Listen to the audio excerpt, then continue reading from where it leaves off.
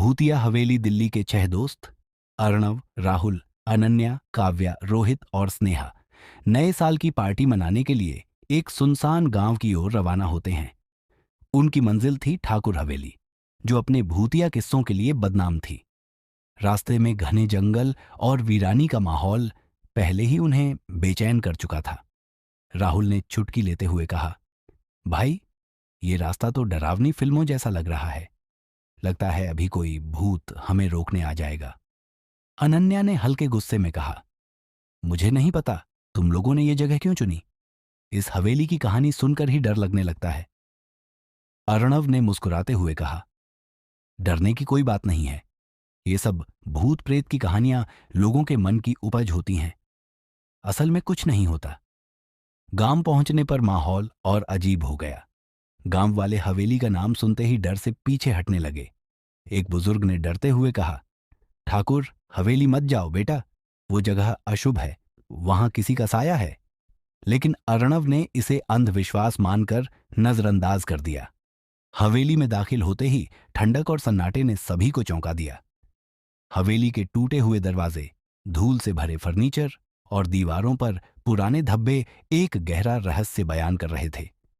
राहुल ने माहौल हल्का करने के लिए म्यूजिक चालू कर दिया, लेकिन काव्या और अनन्या के चेहरे पर डर साफ झलक रहा था।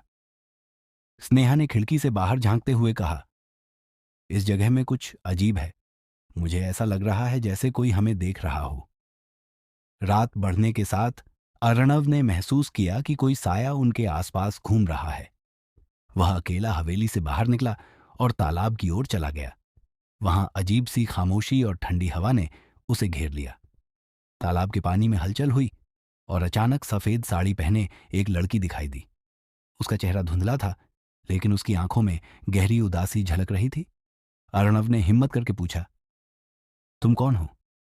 यहां क्या कर रही हो? लड़की ने धीरे से कहा, तुम्हें यहां नहीं आना चाहिए था। ये जगह तुम्हारे लिए सुरक्षित नहीं है।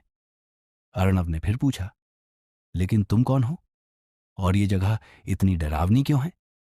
लड़की ने उसकी बात का जवाब नहीं दिया और धीरे धीरे गायब हो गई।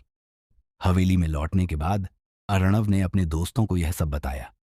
स्नेहा और अनन्या डर से सहम गईं, लेकिन राहुल और रोहित ने इसे मजाक समझा। तभी हवेली के दरवाजे पर जोर की दस्तक हुई। अर्णव ने हिम्मत करके दरवाजा खोला, लेकिन बाहर कोई नहीं था। दरवाजे के पास एक पुराना फटा हुआ कागज पड़ा था। कागज पर खून से लिखा था, यहां से चले जाओ, वरना तुम्हें भी उसी दर्द से गुजरना पड़ेगा जिससे मैं गुजरी हूं। तालाब के पास कैमरा धीरे धीरे झूमता है। तालाब के गंदे पानी में मीरा की परछाई दिखती है और उसकी आवाज गूंजती है, तुम्हारी कहानी अब मेरी कहानी है। जो मैं झेल चुकी हूं वही अब तुम्हारे साथ होगा।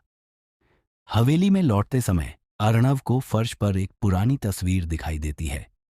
तस्वीर में एक जोड़ा मुस्कुराते हुए खड़ा था, वही लड़की जिसे उसने तालाब के पास देखा था। तस्वीर के पीछे खून से लिखा था, मुझे इंसाफ चाहिए। अर्णव अब समझ चुका था कि यह कोई साधारण घटना नहीं थी। यह रहस्य केवल भूतिया किस्सा नहीं, बल्कि एक दर्दनाक कहानी का हिस्सा था। लेकिन क्या यह कहानी वाकई पूरी होगी या वे खुद इस हवेली का हिस्सा बन जाएंगे? देखने के लिए धन्यवाद। सब्सक्राइब करना न भूलें